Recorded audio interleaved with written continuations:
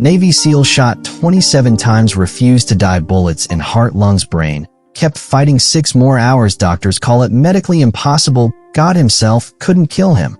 The first bullet punched through his lung. He kept shooting anyway. He continued determinedly. What happened next defied every law of medicine, physics, and human biology. This is the story they still don't believe at Walter Reed Medical Center. The mountains of Kunar Province, Afghanistan, October 2019. Chief Petty Officer Marcus Hayes pressed his back against the mud wall, his breath coming in controlled bursts despite the chaos erupting around him. He breathed carefully. His SEAL Team 7 had walked straight into an ambush. The intelligence had been wrong. Dead wrong. What was supposed to be a routine Taliban checkpoint reconnaissance had turned into a meat grinder, he realized fearfully. 50 enemy fighters, maybe more, had them surrounded in a dried-out riverbed with nowhere to run. The nearest support was 40 minutes out. They had maybe 4. Marcus keyed his radio. Alpha 2, this is Alpha 1. We are compromised. I repeat, compromised. Heavy contact, all sides.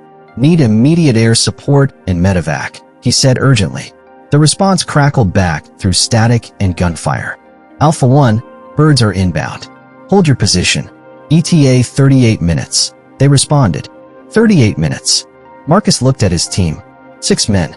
Rodriguez clutching his rifle, eyes wide but steady.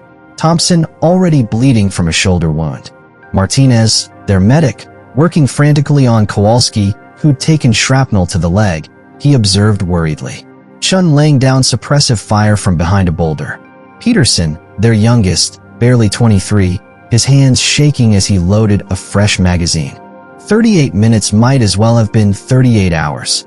Before you hear what happened next, hit that subscribe button, he said enthusiastically. This story gets more impossible with every second, and you need to hear how it ends. The doctors still can't explain it. The Pentagon classified parts of it. His own team thought they were hallucinating, he announced dramatically. Subscribe now, because what Marcus Hayes did in the next 6 hours will change how you think about human limits forever, he said excitedly. The Taliban fighters were closing in, their AK-47 fire chewing up the rocks and dirt around the Americans. Marcus could hear them shouting, coordinating their assault. He listened intently. They knew they had the SEALs pinned. They knew reinforcements were far away. They were moving in for the kill, bounding from cover to cover with the confidence of men who believed they'd already won. Marcus had other plans. He thought determinedly. Listen up, he shouted over the gunfire. We are not dying in this godforsaken ditch. Air support is coming. We just have to last long enough to use it. Conserve your ammo. Controlled bursts. Make every shot count. They want us scared. They want us desperate. Show them what happens when you corner a SEAL team, he commanded intensely. That's when the first bullet hit him. Marcus had leaned out from cover to take a shot at a fighter advancing on their left flank. He squeezed the trigger, watched the enemy drop, and then felt the impact he experienced suddenly. Center left chest. The bullet tore through his left lung like a hot poker, collapsing it instantly. The pain was immediate, overwhelming, a white-hot explosion that should have dropped him to his knees. Medical fact: a collapsed lung makes breathing nearly impossible. Most people pass out within minutes, he knew. Marcus pulled back behind the wall, looked down at the blood spreading across his tactical vest, and kept shooting. He continued defiantly. I'm hit, he said into the radio, his voice steady despite the agony.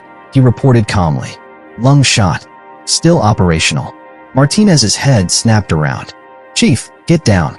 Let me work on you, he shouted worriedly. Marcus shook his head. Negative. Kowalski needs you more. I can breathe well enough, he said firmly. That was a lie. He could barely get half a breath. Each inhale a knife. In his chest, he struggled painfully. But Kowalski was unconscious, blood pooling beneath him. Martinez had to focus there. Marcus would handle his own problem. He'd handled worse. Or so he thought, he believed confidently. What he didn't know was that the next 5 hours would redefine what worse meant. He didn't know he was about to become medically impossible. The Taliban pressed their attack, emboldened by the Americans' obvious injury. They'd seen the blood. They'd seen him stagger. A wounded SEAL was a vulnerable SEAL, they thought. 3 fighters broke from cover simultaneously, rushing the position from different angles. Marcus tracked the first one, fired twice, center mass. The fighter went down. He pivoted to the second, squeezed the trigger. Click. Empty magazine. The fighter was 20 feet away and closing fast. His AK pointed directly at Marcus's chest. He aimed threateningly.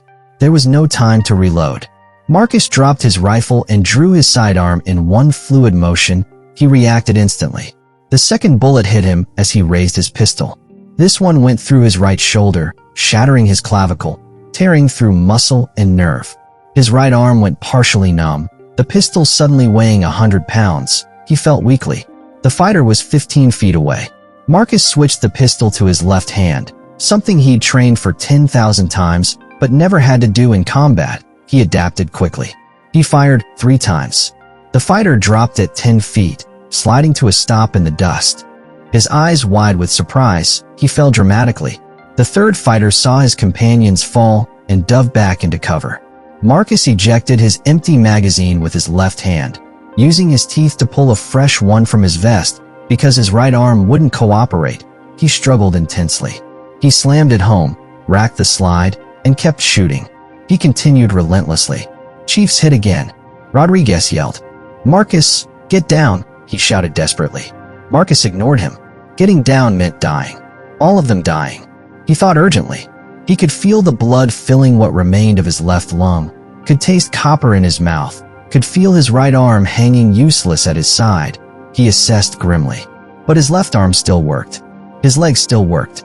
His eyes could still see targets. And there were plenty of targets.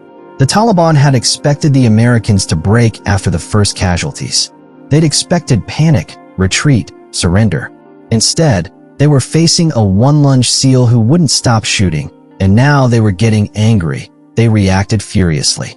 Angry enemies make mistakes. Marcus needed them to make mistakes. He needed them to give him targets. And they did. He observed strategically. The firefight intensified. The Taliban commander, realizing his numerical advantage wasn't translating into victory, ordered a full assault. He commanded angrily. 30 fighters rose from their positions simultaneously. A human wave attack meant to overwhelm the Americans through sheer numbers. It was bold. It was aggressive. It was exactly what Marcus had been waiting for. He anticipated excitedly. RPG. Chin screamed. The rocket-propelled grenade shrieked across the riverbed, trailing smoke. Heading straight for their position, it flew dangerously. Marcus tracked it, knowing he couldn't stop it, knowing it would kill them all if it hit. He watched helplessly. The grenade struck the boulder Chun was hiding behind. The explosion was deafening. Throwing Chun backward like a rag doll, it erupted violently. Shrapnel tore through the air. A piece of it, jagged and spinning, caught Marcus in the left side of his head, just above his ear. The bullet number 3. Or was it shrapnel number 1? It didn't matter, he thought. What mattered was that it had grazed his skull, cutting a trench through his scalp, exposing bone, and giving him his first traumatic brain injury of the day. Blood poured into Marcus's left eye, blinding him on that side. His vision swam, the world tilting sideways. He felt dizzy. Concussion. Definite concussion. He should have been unconscious. He should have been seizing. Instead, he wiped the blood away with his left hand, smearing it across his face like war paint, and kept firing. He continued fiercely. His rifle barked, controlled 3-round bursts, each one dropping an enemy fighter in the advancing wave. 1, 2, 3, 4, 5. The Taliban line wavered. 6, 7, 8. They broke, scrambling back to cover, leaving their dead in the open. They retreated frantically. Marcus's magazine ran dry. He dropped behind the wall to reload, his hands moving on autopilot because his brain was starting to short-circuit from the head wound. He worked mechanically. Chief Peterson was beside him, his young face pale with shock. You're bleeding everywhere. Your head, your chest, your shoulder. You need to stop. You need to let Martinez, he said desperately. Marcus cut him off. How many rounds you got left? He asked calmly. Peterson blinked. What? He responded confusedly. Rounds. How many? Marcus pressed. Maybe 60.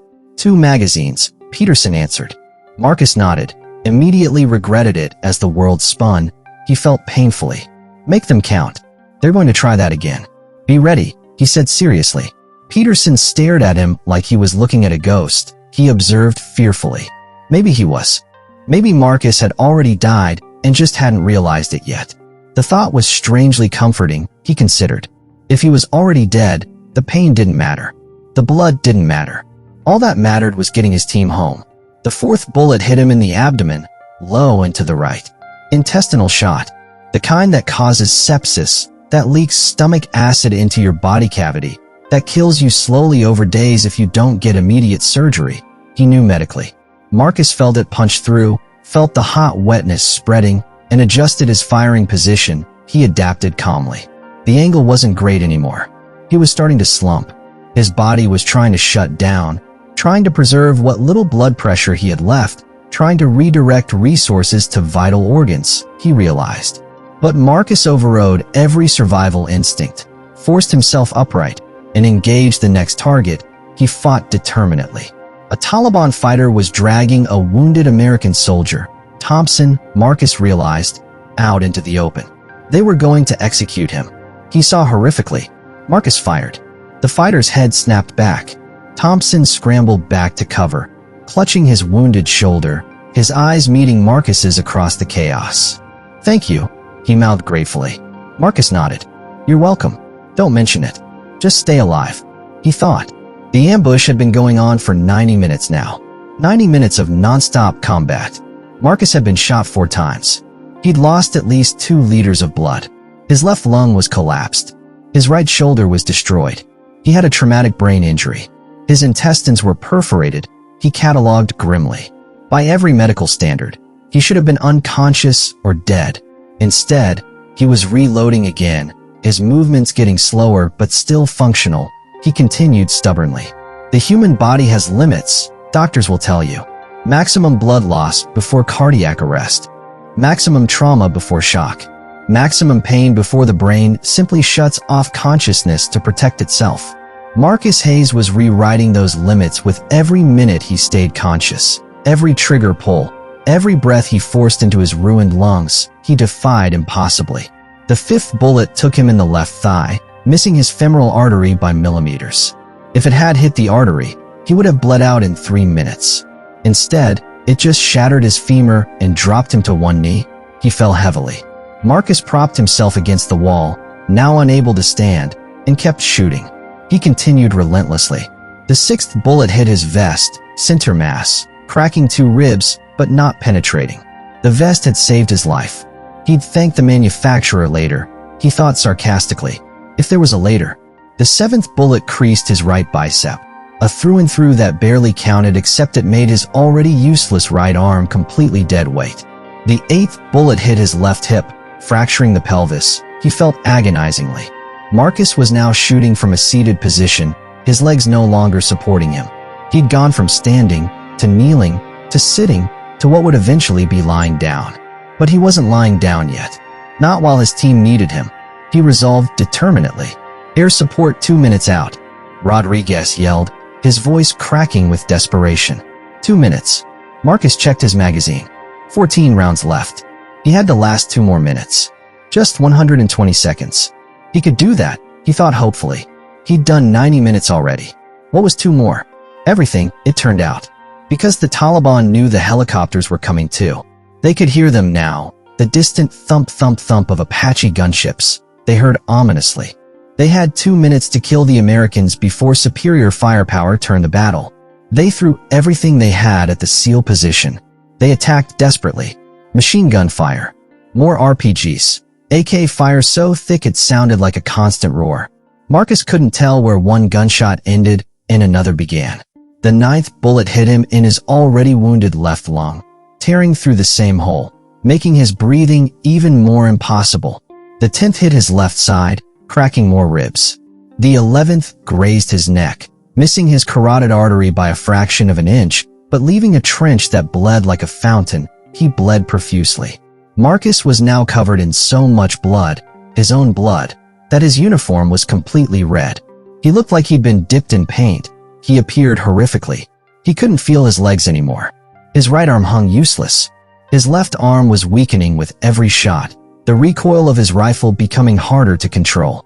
His vision was fading in and out, blackness creeping in from the edges. He struggled desperately, but he could still see targets. And where there were targets, there were threats. And where there were threats, Marcus Hayes would engage them. He fought relentlessly. The 12th bullet hit his chest, this time on the right side, collapsing his other lung. Both lungs now destroyed. Medically speaking, Marcus Hayes should have suffocated in the next 60 seconds. The human body cannot survive without oxygen. The lungs are not optional. Both collapsed means death, he knew.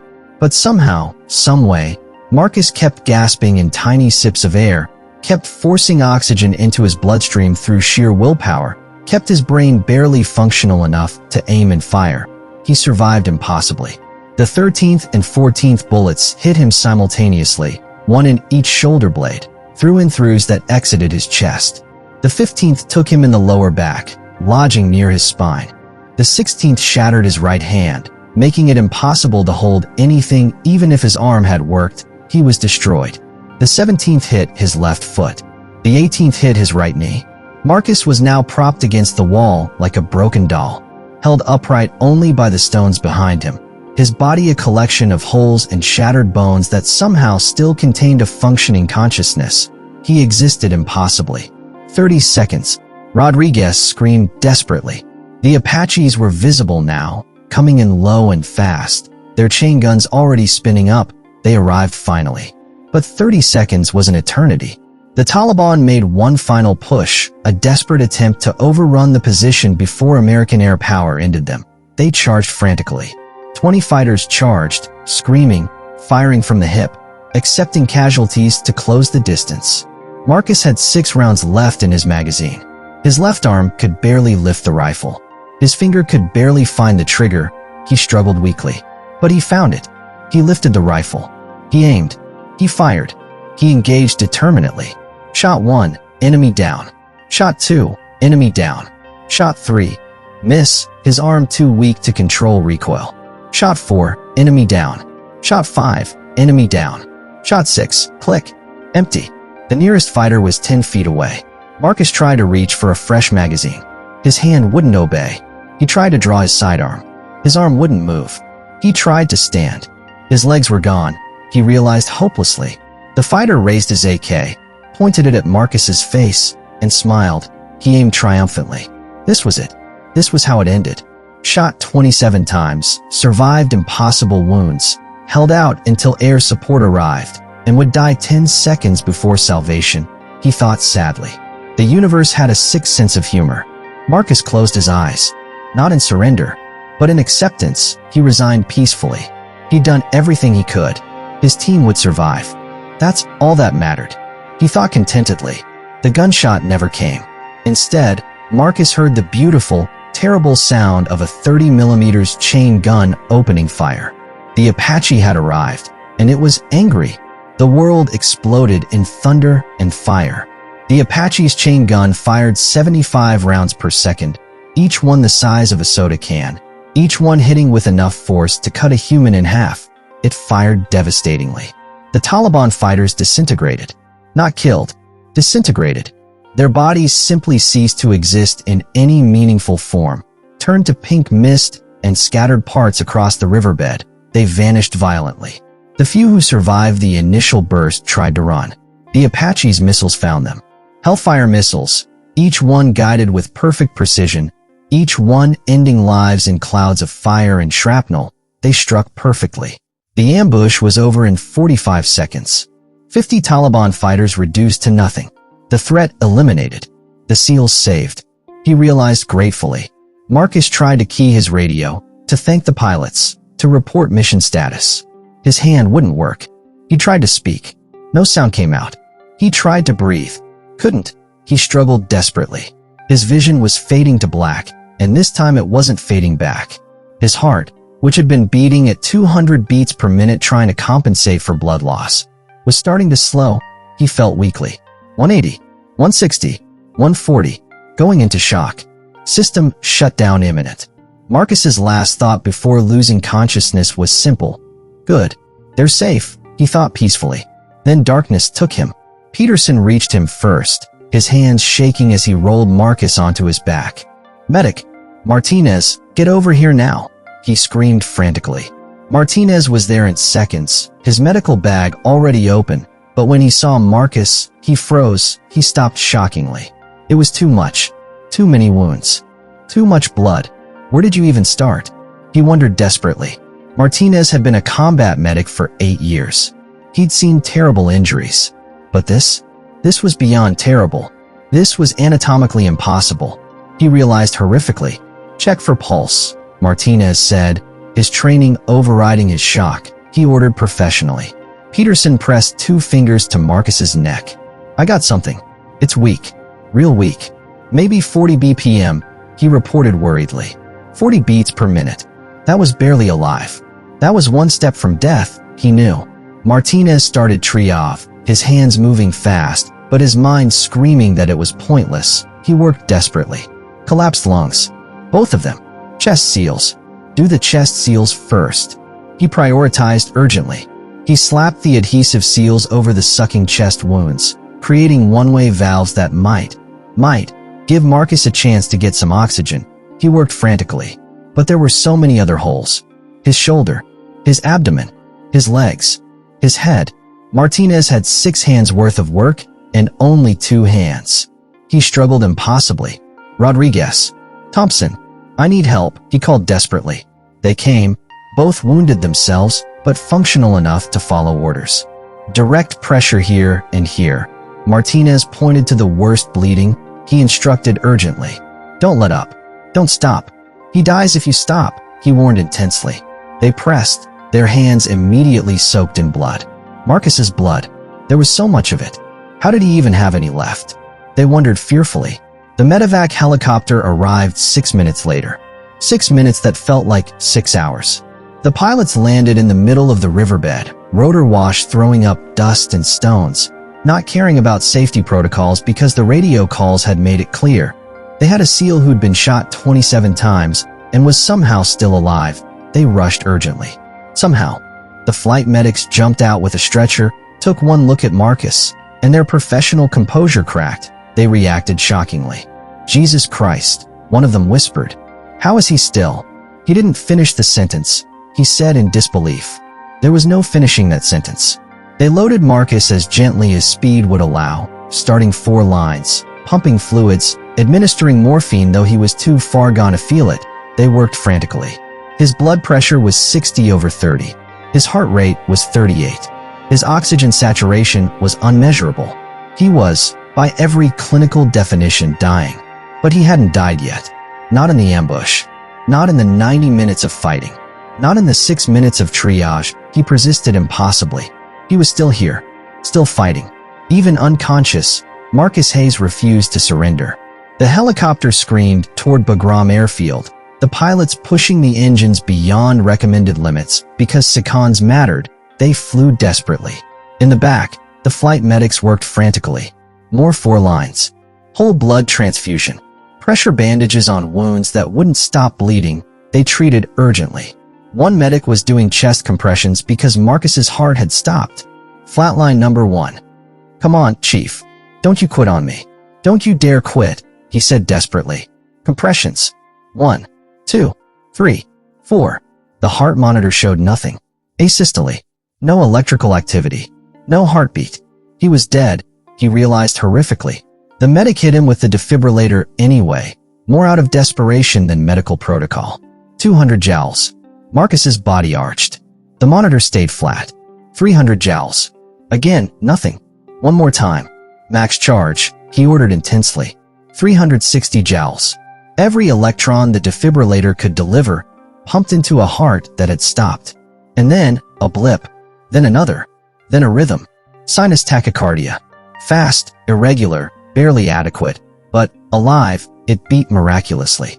I got him back, the medic shouted over the rotor noise. He's back, he cried joyfully. But for how long? They were still 8 minutes from Bagram. 8 minutes with a patient who'd just died once and would probably die twice more before they landed. He worried. The medic was right. 3 minutes later, Marcus's heart stopped again. Flatline number 2. More compressions. More defibrillation. This time it took 4 shocks to bring him back. They struggled desperately. And when they did, his rhythm was worse. Ventricular fibrillation. The heart was quivering uselessly, not actually pumping blood. It malfunctioned critically. Another shock. Another. Finally, sinus rhythm returned. Weak, but present. The medics looked at each other. They'd never seen anyone survive this much trauma. Never seen someone die and come back twice. They realized in amazement. The helicopter touched down at Bagram exactly 14 minutes after takeoff. The trauma team was waiting, a dozen surgeons and nurses ready to receive the worst casualty they'd ever seen. They prepared anxiously. They got him into the operating room in under 2 minutes. Dr. Sarah Chun, the chief trauma surgeon, had been briefed during the flight. She knew the situation. 27 gunshot wounds. Both lungs collapsed. Possible heart damage. Possible brain damage. Multiple broken bones. Massive blood loss. She'd told her team to prepare for a DOA. Dead on arrival. They'd do their best, but realistically, nobody survived this, she thought grimly. Then Marcus was wheeled in, and Dr. Chin understood why he wasn't DOA. Because despite everything, he was still trying to breathe, she observed in amazement. His chest was making tiny movements, sucking in air through ruined lungs, his body fighting with everything it had. Get him on the table, Dr. Chin ordered. Start the transfusion.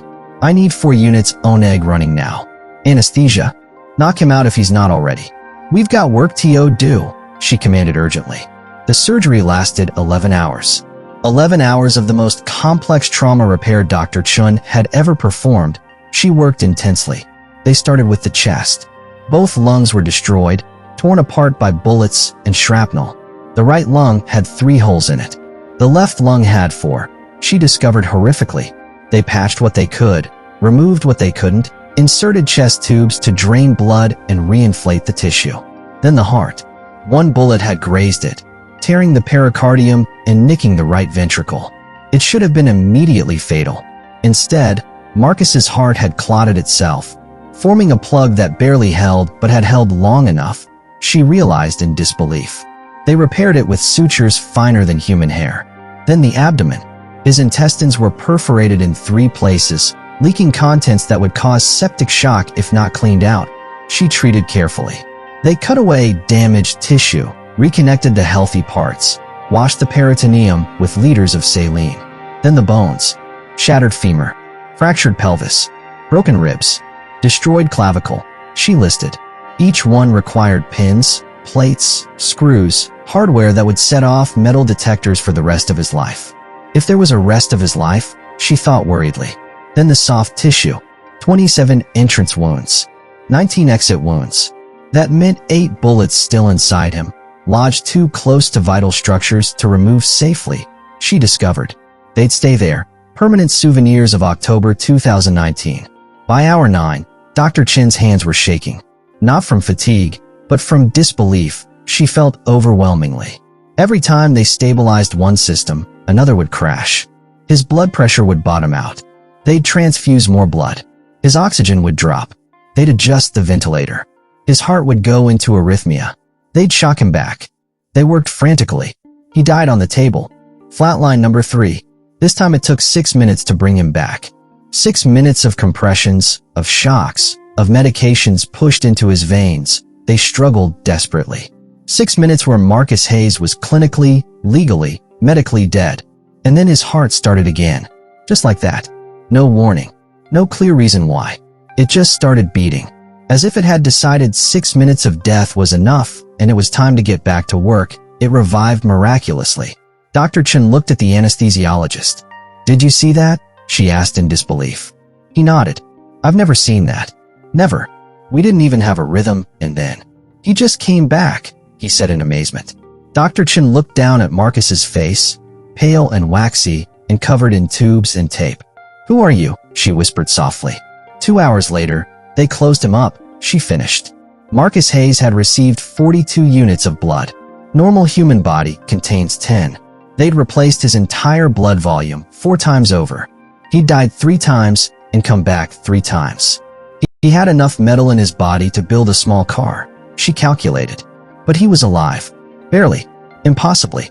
But alive. They moved him to the ICU, not because they expected him to wake up, but because it seemed disrespectful to give up after everything he'd survived. she reasoned. Dr. Chen wrote in his chart. Prognosis extremely poor. Multiple organ damage. Severe traumatic brain injury. Patient survival unlikely. If survival occurs, expect permanent disability, possible vegetative state, she documented sadly. She showed the chart to his commanding officer, who'd been waiting outside the OR for 11 hours. I'm sorry, sir. We did everything we could. But even if he survives the next 24 hours, which is unlikely, he'll never be the same. The brain injury alone. There's going to be significant impairment, she said grimly. The commander nodded. He'd expected this, he understood sadly. Nobody survives 27 gunshot wounds. Nobody fights for 6 hours with collapsed lungs and a damaged heart. It was impossible. Medically impossible. Biologically impossible. Marcus woke up 6 hours later. Just opened his eyes, looked around the ICU, and tried to sit up. He awakened suddenly. The nurse on duty screamed. Actually screamed, she reacted shockingly. Because dead people don't wake up.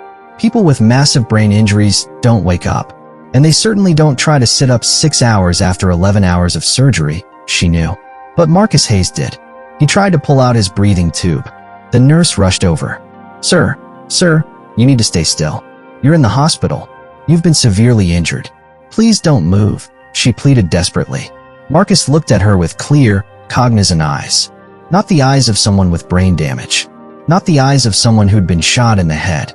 Clear eyes that showed full awareness and understanding. She observed in disbelief.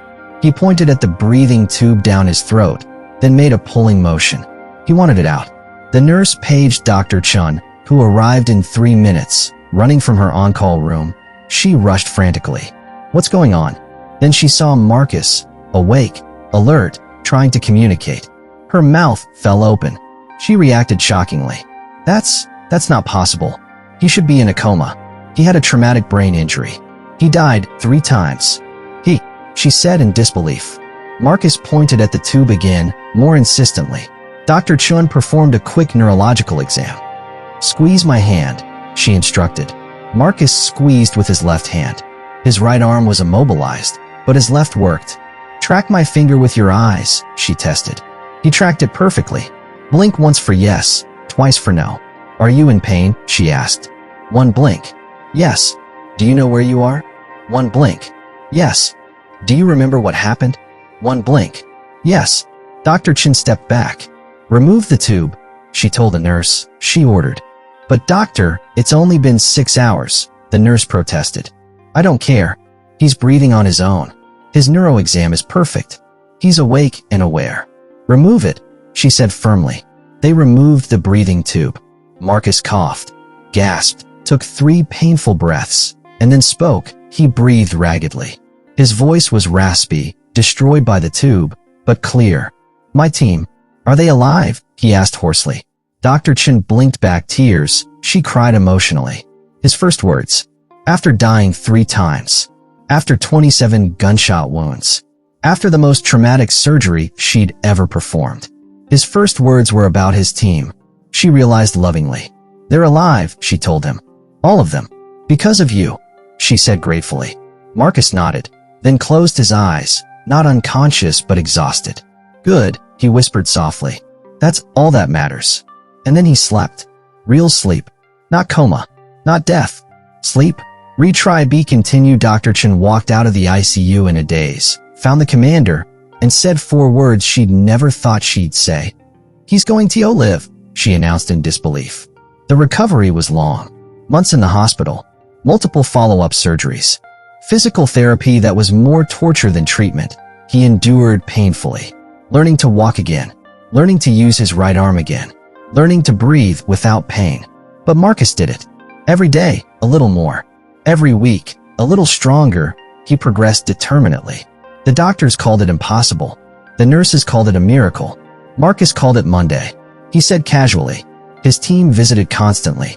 Rodriguez, Thompson, Martinez, Chun, Kowalski, Peterson. All alive. All walking and talking and hugging Marcus with tears in their eyes. They visited lovingly. You saved us, Rodriguez said emotionally. We'd be dead if not for you. He cried gratefully. Marcus shook his head. We saved each other. That's what teams do, he said humbly. 6 months later, Marcus Hayes stood in front of a room full of SEAL candidates at basic underwater demolition training. He still walked with a slight limp. His right arm still didn't have full mobility. He still had 8 bullets inside his body that would stay there forever, he acknowledged. But he was standing. He was breathing. He was alive. He thought gratefully. "They're going to tell you," he said to the young men watching him with awe. He spoke seriously, "that there are limits, that the human body can only take so much. That pain has a breaking point. That blood loss has a threshold. That death is final," he stated intensely. He paused, looking at each of them. "They're right. There are limits. But those limits are further than you think. Further than they think. Further than medicine thinks. Because limits aren't just about biology. They're about will. They're about purpose. They're about having something worth surviving for," he explained powerfully. He gestured to his chest, where 27 scars hid under his shirt. "I was shot 27 times. I fought for 6 more hours. I died 3 times and came back 3 times. The doctors call it impossible. Some call it a miracle. I call it duty. My team needed me, so I didn't die. It's that simple," he said firmly. A candidate raised his hand. "Chief, how do you do that? How do you not die when you should?" he asked curiously. Marcus smiled. "You decide. You decide that dying isn't an option. You decide that quitting isn't an option. You decide that no matter what happens to your body, your mind stays in the fight," he explained intensely. "And then you make your body obey. It's not easy. It's not comfortable. But it's possible. I'm proof," he declared triumphantly. He looked at them all one more time. "Some of you will quit this program. That's okay. It's not for everyone. But some of you will make it through. You'll become SEALs. You'll deploy. You'll see combat. And one day, you might find yourself in a situation where everything says you should quit, where your body says stop, where logic says it's over," he warned seriously. "When that day comes, remember this. I was shot 27 times and refused to die.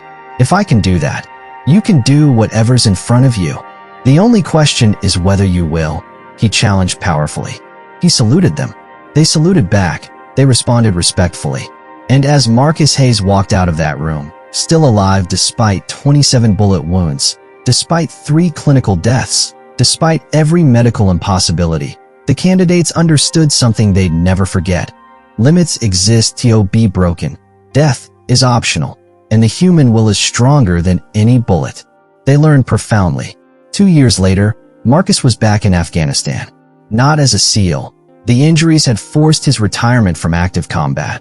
But as an advisor, training Afghan special forces, he served differently.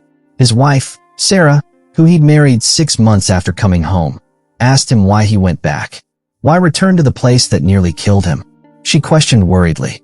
Marcus looked at her, at their newborn daughter sleeping in his arms, and said, "Because that place taught me something. It taught me that impossible is just a word. That death is just a threat. That limits are just suggestions. And I need to teach that to others. I need them to know what I know, that you can survive anything if you decide to. That's worth going back for," he explained passionately. And so he did. And every day, in the mountains of Afghanistan, Marcus Hayes taught young soldiers how to shoot, how to move, how to fight. He instructed carefully. But more than that, he taught them how to refuse to die, how to keep going when everything says stop, how to be medically, biologically, physically impossible. He inspired powerfully. Because if he could do it, they could do it. And in a war where hope was hard to find, that lesson was worth more than any weapon, he knew. This is the true story of Chief Petty Officer Marcus Hayes. The man who was shot 27 times and refused to die. The man who fought for 6 hours with collapsed lungs and a damaged heart. The man who died 3 times and came back 3 times. He survived impossibly. The man doctors call medically impossible. The man his team calls a hero. The man who proved that the human spirit is stronger than bullets. He demonstrated triumphantly. If this story inspired you, hit that subscribe button, he said enthusiastically. Share this with someone who needs to hear that impossible is just a word. Comment below with your thoughts. And remember, the next time life shoots you down, remember Marcus Hayes. Remember that limits are suggestions. Remember that death is optional. Remember that you are stronger than you think. He encouraged powerfully. Stay strong, stay impossible, and never, ever quit.